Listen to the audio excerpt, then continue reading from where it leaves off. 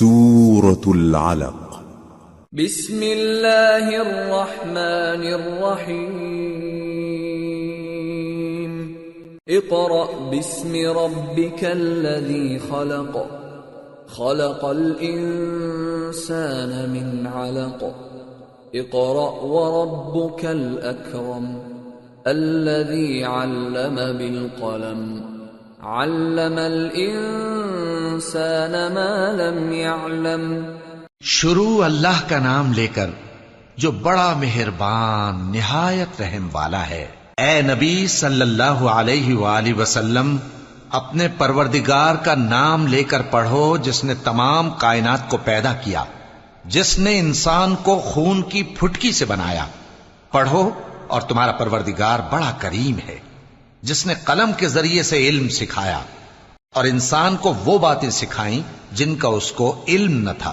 كلا إن الإنسان ليطغى أن رآه استغنى إن إلى ربك الرجعى أرأيت الذي ينهى عبدا إذا صلى أرأيت إن كان على الهدى أو أمر بالتقوى أرأيت إن كذب وتولى ألم يعلم بأن الله يرى كلا لئن لم ينته لنسفعا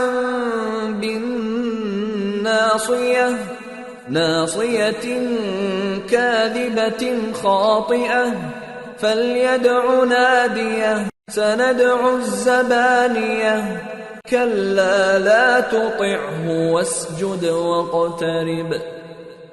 مگر انسان سرکش ہو جاتا ہے اس بنا پر کہ وہ اپنے آپ کو بے نیاز سمجھتا ہے. کچھ شک نہیں کہ سب کو تمہارے پروردگار ہی کی طرف لوٹ کر جانا ہے. کیا تم نے اس شخص کو دیکھا جو منع کرتا ہے، یعنی ایک بندے کو جب وہ نماز پڑھنے لگتا ہے؟ بھلا دیکھو تو اگر یہ راہ راست پر ہو یا پرہیزگاری کا حکم کرے تو منع کرنا کیسا؟ تو اس کا انجام کیا ہوگا؟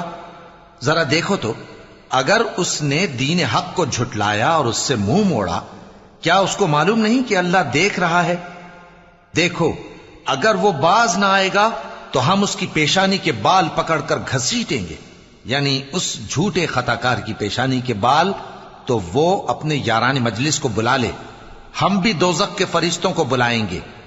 دیکھو اس کا کہا نہ ماننا اور سجدہ کرنا اور اللہ کا قرب حاصل کرتے رہنا.